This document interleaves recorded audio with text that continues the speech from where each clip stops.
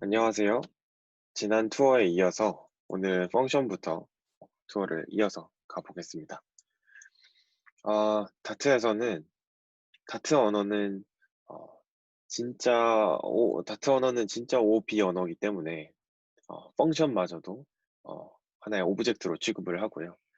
그래서 이 펑션이 오브젝트이기 때문에 함수를 어떤 변수에 또 할당을 할 수 있고 심지어 파라미터로도 전달을 할 수가 있습니다. 이제 이 콜러블 함수 클래스라는 거를 나중에 이어질 강의에서 또 살펴볼 거고요.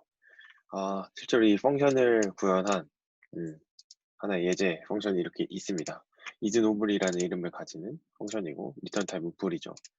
아, 가장 첫 시간에 짧은 그 예제에서 봤던 것처럼 실제로 이 다트 이펙티브 다트 레코멘드에서는 어, 타입을 붙이기를 권장하지만 붙이지 않아도 실제로 그 타입을 알아서 추측을 해주고요.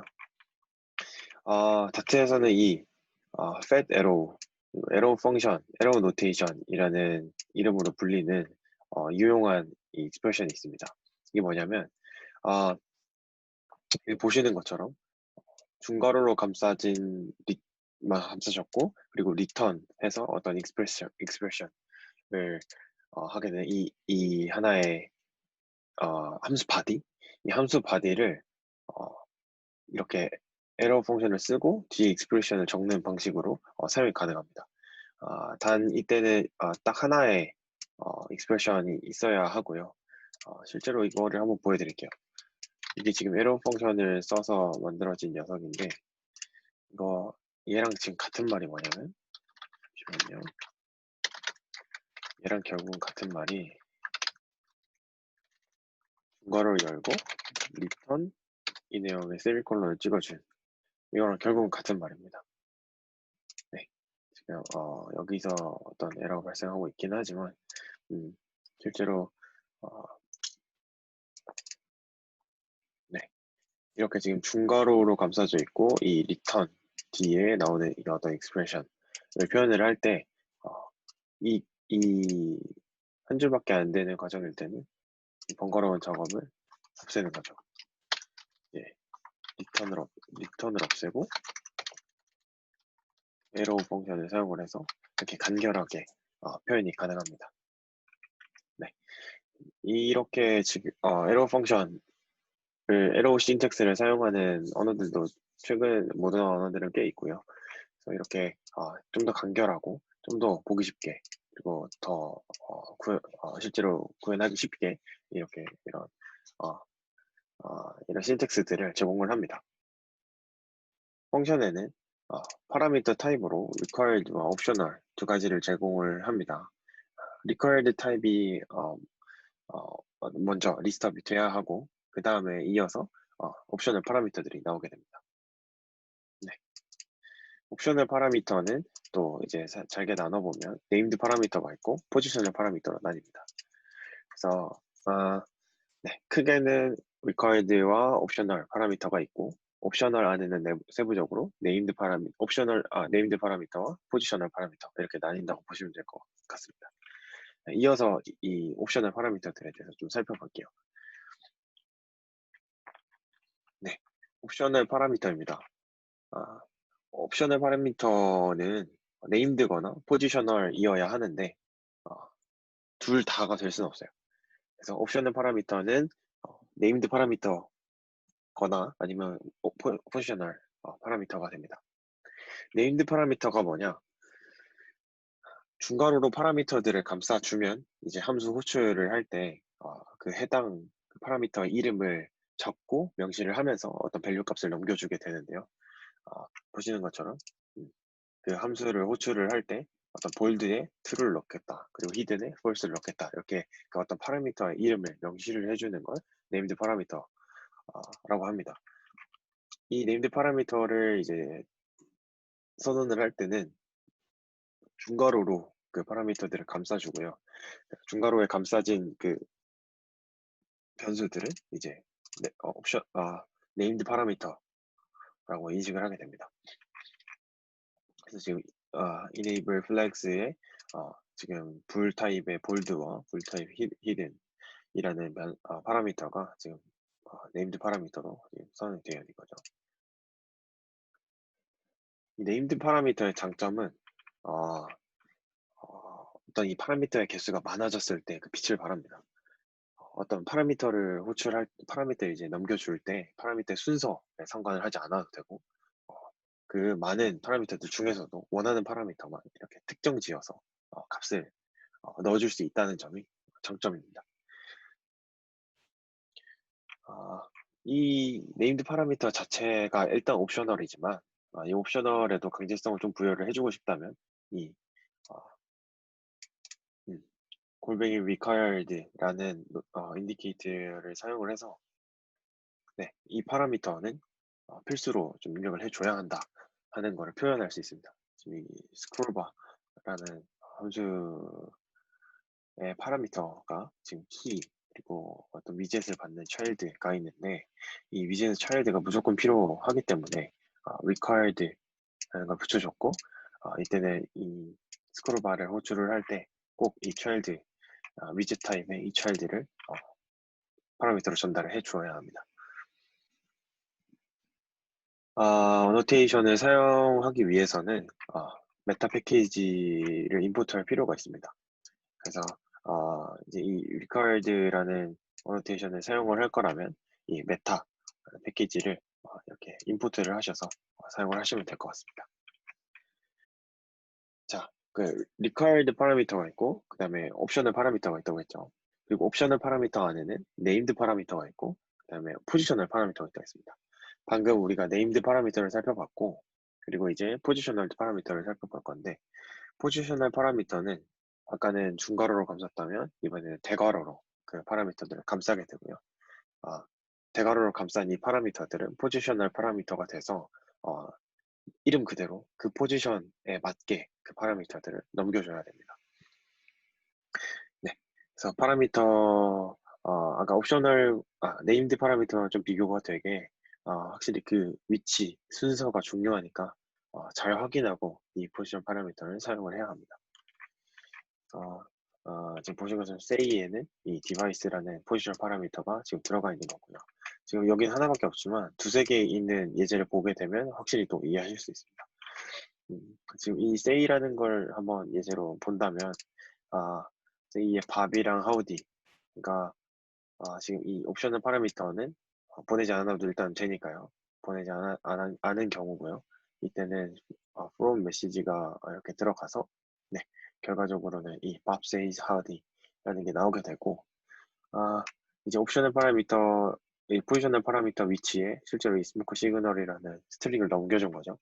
이랬을 때, 이 say 함수는 실제로 이 Bob says howdy with a smoke signal이라는 스트링을 리턴을 하게 됩니다. 네.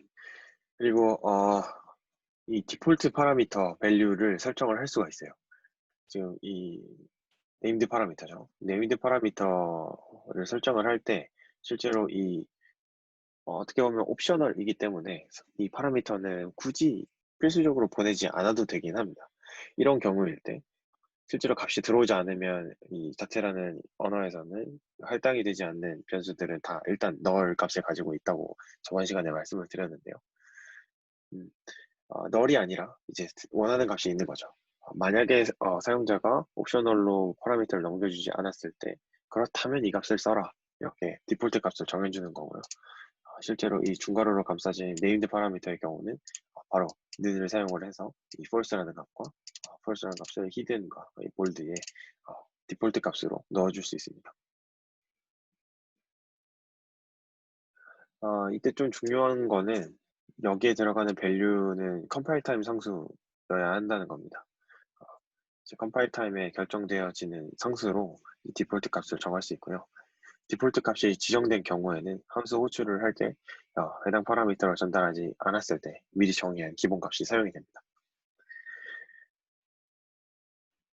네, 여기에 이제 디폴트 값으로 예를 들면 리스트나 맵을 넣고 싶은 경우가 있다면 컨스트라는 컨스트를 붙여서 이제 컴파일 타임 상수로 바꿔줘서 그 값을 할당을 해야 합니다.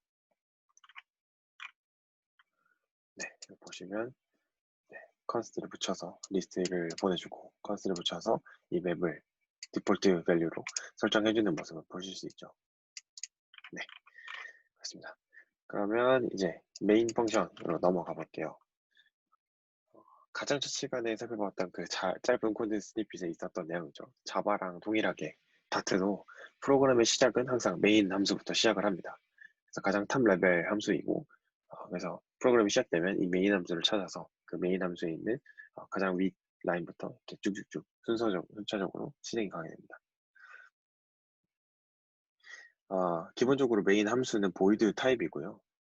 매개 변수로 리스트, 스트링 제너릭 타입의 리스트를 옵셔널하게 받을 수는 있습니다.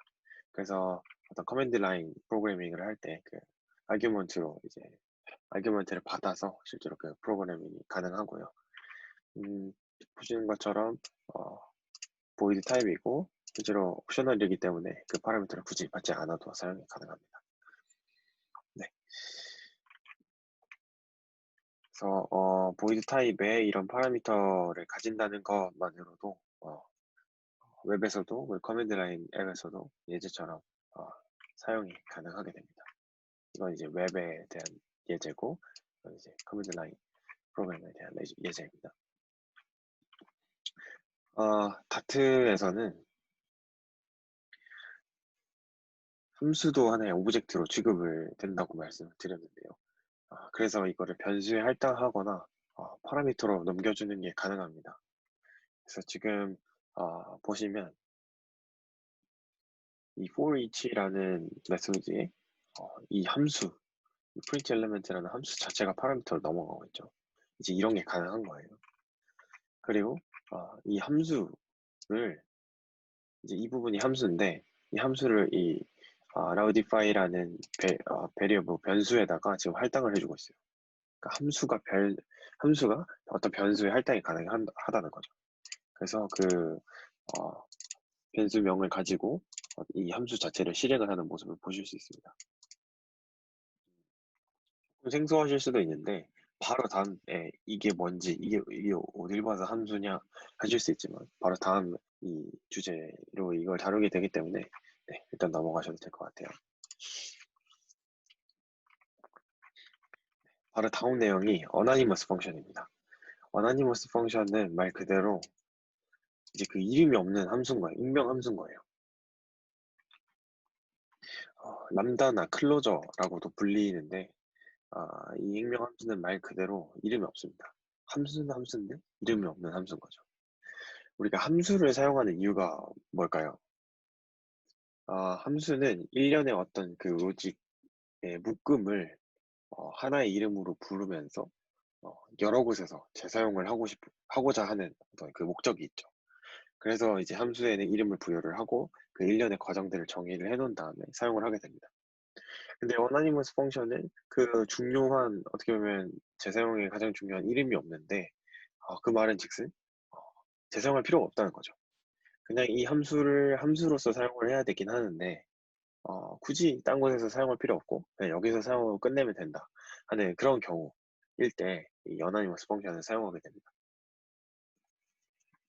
어나니머스 펑션도 이조차도 결국은 펑션이기 때문에 변수에 할당을 한다거나 아니면 파라미터로 전달하는 게 동일하게 가능하죠. 그래서 아까 for each의 파라미터로 함수를 넘겨줬던 것처럼 지금 이 이름이 없고 이 파라미터 부분이고 이게 바디 부분이죠. 그래서 이 익명 함수를 리턴을 파라미터로 전달을 하게 됩니다. 이런 게 이제 가능한 거죠. 그래서 지금 우리가 쓴 다트패드가 안쪽에 들어와 있는데 한번 돌려볼게요. 그래서 보면 지금 이 리스트 애플이랑 바나나, 오렌지라는 엘리멘트를 가지고 있는 스트링 리스트고요. 이 스트링 리스트를 각각의 엘리멘트를 돌아가면서 이 익명 함수를 실행을 합니다. 익명 함수는 그 이제 for each로부터 받게 되는 어떤 그 아이템을 실제로 프린트를 해주는 역할을 하는데요. 내부 구현을 어떻게 하는지에 따라서 이 아이템을 가지고 다양한 작업들이 가능합니다. 그래서 지금 리스트 인덱스 오브 아이템의 인덱스와 이제 거기에 그 실제 엘리멘트 값을 프린트 해주고 콘솔에는 이렇게 결과가 보이는 걸 확인하실 수 있습니다. 네. 그래서 이렇게 되고요. 다음은 이제 렉시컬 스코프입니다. 다트는 이제 렉시컬 스코프 언어인데요. 음, 렉시컬 스코프 언어가 뭔지 모르시는 분들도 계실 것 같아서 음, 이 렉시컬 스코프에 대해 이해하기 위해서 예제를 한번 좀 살펴보도록 하겠습니다.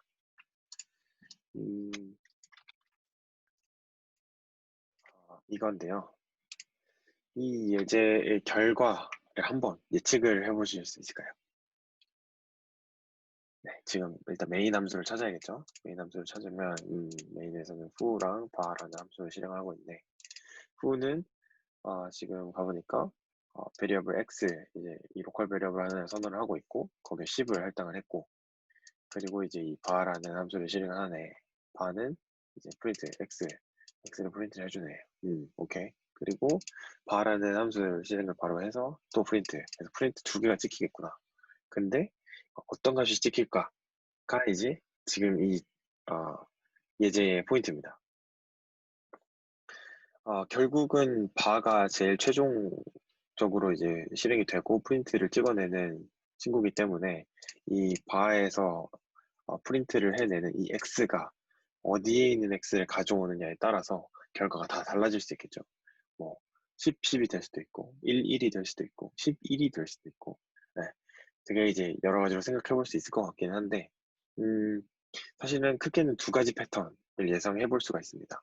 어, 결국 지금 가장 마지막에 실행되는 이 바라는 함수가 이 x를 프린트를 하는데 이 x가 어디서 온 x인지를 확인을 하려면 이 바의 상위 스코프를 알아야 됩니다.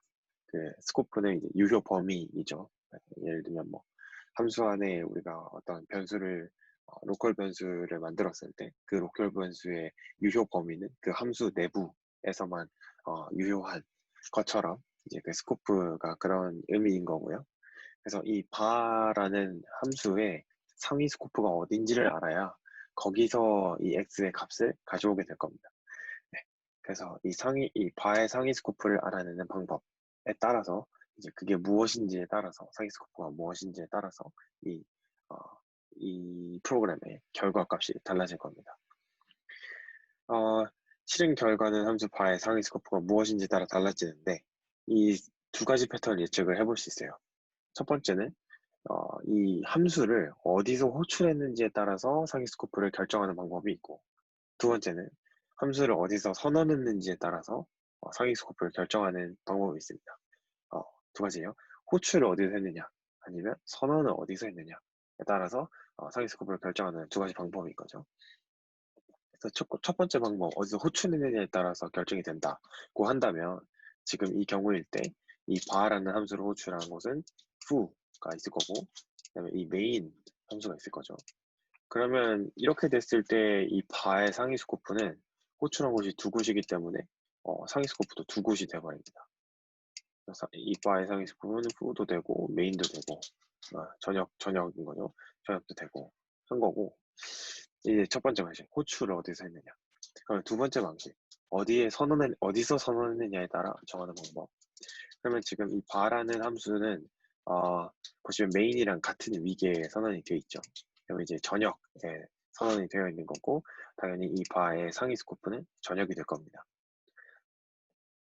프로그래밍 언어에서는 이 두 가지 방법 중에서 하나의 방식으로 함수의 어떤 상위 스코프를 결정을 하는데 첫 번째 방식을 다이나믹 스코프라는 이름을 붙여서 우리가 알고 있고요. 두 번째 방식, 이제 그 어디서 선언했는지에 따라서 스코프를 결정하는 그 방식을 드디어 우리가 지금 공부하고 있는 렉시컬 스코프 또는 이제 스태틱 스코프이라고 합니다. 그래서 지금 공부하는 이 단원, 소단원의 주제죠. 렉시컬 스코프. 그래서 함수가 어디서 선언됐느냐에 따라서 그 상위 스코프를 결정하는 방법이 이제 렉시컬 스코프인 거고 다트는 렉시컬 스코프를 따릅니다. 다트뿐만 아니라 이제 자바스크립트나 또 다른 대부분의 프로그램 언어들이 렉시컬 스코프를 따른다고 해요. 그래서 지금 이제 봅시다. 그럼 결과를 예측해 볼 수 있을 것 같아요. 우리 다트는 렉시컬 스코프를 따르니까 이 바라는 함수가 어디에 선언됐느냐에 따라서 그 상위 스코프를 결정을 하게 됩니다. 그러면 지금 어디서 호출됐는지 뭐 후에서 됐고 메인에서 또 이게 아니라 이 바라는 함수가 지금 이 전역에 선언이 되어 있고, 그래서 이 바에서 첨부하는 이 x는 이 바의 상위 스코프인 전역에 있는 x, 그래서 이 x는 1의 값을 가지고 있는 이 x를 가져오게 되는 거죠. 그래서 결국은 후를 실행을 했을 때 거기에 있는 바를 실행을 한다 하더라도 이 바에서 가져오는 x는 무조건 이 전역 변수로 되어 있는 이 x인 겁니다. 이 x가 아니라. 그래서 실제로 이렇게 f를 통한 바가 2를 프린트를 해내고, 두 번째 바도 동일하게 2를 프린트를 해내서 결과적으로는 콘솔에 1이 찍히는 걸 확인하실 수 있습니다. 네.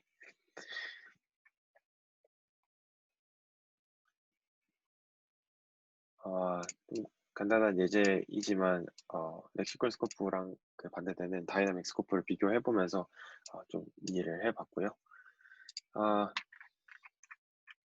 그래서 이거는 이제 네스티드된 실제로 메인 함수 안에 또 다른 함수가 선언이 되고 또 다른 함수가 선언이 됐을 때 그 안에서 이제 그 상위 스코프에 있는 변수들을 참조가 가능하다 하는 것들을 보여주는 예제고요. 네, 그래서 이렇게 한번 이해를 하고 넘어갔고, 다음은 렉시컬 클로저입니다. 클로저는 여기 이 네스티드 함수인 것처럼 이제 함수 안쪽에 정의된 어떤 특정 함수인데, 함수를 지칭하는데 그 함수는 그 함수가 만들어졌을 때 그 환경을 기억하는 특징을 가집니다. 이게 조금 어려운데 좀 풀어서 설명을 하자면, 음, 외부 함수의 호출이 종료되었음에도 그 외부 함수의 변수나 인자에 접근이 가능한 함수를 말한다. 이거는 예제를 보면 좀 더 이해하기가 쉬워요. 예제를 바로 한번 보시겠습니다. 네. 여기 보시면 지금 메인 함수가 여기 있죠. 메인에서 지금 f라는 베리어블을 만들고 foo라는 함수 자체를 지금 할당을 해주고 있습니다. 네. foo라는 함수를 할당을 해주고 있는데, 이때 foo는 지금 로컬 베리어블 10을 가지고요. 그리고 실제로 이 익명 함수를 리턴을 해주는데, 익명 함수의 내용은 이 로컬 변수 x를 포함한 이 프린트문, 프린트문을 실행하는 이 익명 함수를 결국은 리턴을 해주는 겁니다. 그래서 이 f라는 녀석은 이 익명 함수, 프린트문을 가지는 익명 함수가 되는 거고요. 그래서 이 f를 실행을 했을 때 실제로 이 프린트가 찍히게 될 겁니다. 근데 여기서 한번 결과를 볼게요. 사실은 이 x가 이 foo에서 유효 범위를 갖는 로컬 베리어블이죠. 그래서 이 함수에서만 유효합니다. 이 x는. 근데 지금 결과를 봤을 때 이 x 값이 들어가 있는 이 프린트 문이 그대로 지금 이 외부에서 사용이 가능한 거죠. 이제 아까 설명했던 그 설명글을 다시 한번 읽어볼게요. 네. 외부 함수의 호출이 종료되었음에도 외부 함수의 호출이 종료되었죠. 할당이 됐으니까 종료되었음에도 이 외부 함수의 변수나 인자에 접근이 가능한 함수. 지금 이 외부 함수의 얘는 변수인 거죠. 로컬 베리어블. 로컬 베리어블에 지금 이 f를 실행을 했을 때 접근을 하고 있는 겁니다. 이런 함수들을 이제 클로저라고 얘기를 해요. 그래서 이제 우리 다트가 렉시컬 스코프를 따르고 그 렉시컬 스코프에서의 이제 클로저다 해서 이제 렉시컬 클로저라는 이름이 붙었습니다. 그래서 이런 경우는 이 익명 함수가 이 주변의 환경을 기억한 채로 할당이 되는 거고요. 그래서 이 f라는 함수를 실행을 하면 실제로 그때의 환경 그대로의 값을 출력을 하게 되는 것을 볼 수 있습니다. 네. 여기도 거의 비슷한 예시예요. 보시면 파라미터가 앞선 예시는 없었고 지금 이제 파라미터가 들어있다 정도가 다르고 결국은 이때 리턴하는 이 임명함수가 이 파라미터 값을 계속 기억하고 있다가 이 할당이 끝난 시점에 없어지는 게 아니라 실제로 사용을 하려고 할 때 그 값을 기억하고 사용을 하게 되는 그런 클로저의 특성을 좀 알아봤습니다.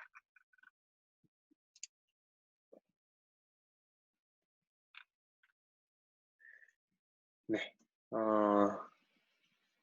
이거는 간단한 테스팅 코드인데요. 간단하게 살펴보셔도 좋을 것 같아요.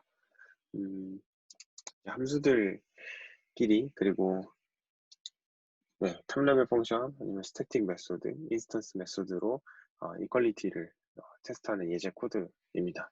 그래서 이거는 한번 살펴보시고 이해하시고 넘어가시면 될 것 같아요. 보시면 이제 foo라는 탑레벨 펑션을 선언을 했고 a라는 클래스를 정의를 해놨죠. 거기는 bar랑 bars라는 스태틱 함수와 인스턴스 메소드가 있고요. 이제 메인에서 x라는 거를 선언을 한 다음에 이 탑레벨 펑션을 할당을 해주죠. 그랬을 때 이 foo랑 x는 지금 같은 함수를 가지고 있는 거고 이게 스태틱으로 이 메소드를 정의를 해뒀기 때문에 모든 A 클래스에서는 이 스태틱 bar라는 변수를 공유를 하죠.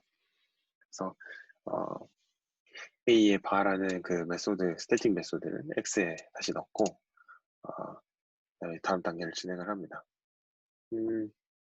이제 A 인스턴스를 두 개를 만들어서 V랑 W라는 변수에 집어넣었고요. 다시 Y에는 방금 그 인스턴스, 두 번째 인스턴스를 할당을 해줍니다. 그리고 X에는 이제 그 두 번째 인스턴스의 바즈 인스턴스 메소드죠. 인스턴스 메소드를 넣어준 채로 이제 비교를 하게 됩니다. 그래서 Y의 바즈랑 X랑 같으냐를 테스트를 한 건데 Y는 결국 W였고 W는 두 번째 인스턴스였죠. 그러면 두 번째 인스턴스의 바즈가 지금 X랑 같냐? X도 결국은 두 번째 인스턴스의 바즈였기 때문에 이거는 true를 리턴을 할 겁니다. 그와 다르게 이제 b.bars는 인스턴스 1번의 바즈죠. 그래서 W는 인스턴스 2번이니까 인스턴스 1번과 2번의 그 인스턴스 메소드끼리는 서로 다르다는 그 결과를 보여줄 겁니다. 네, 다트의 모든 함수들은 어떤 값을 리턴을 합니다. 만약에 어떤 리턴 밸류가 없는 경우에서는 null 값을 리턴을 하는데요. 암묵적으로 우리가 어떤 그 명시적인 표현을 하진 않지만 암묵적으로 이 return null이라는 표현 스테이트먼트가 있다는 걸 그냥 감안하시고 코딩을 진행하시면 될 것 같습니다.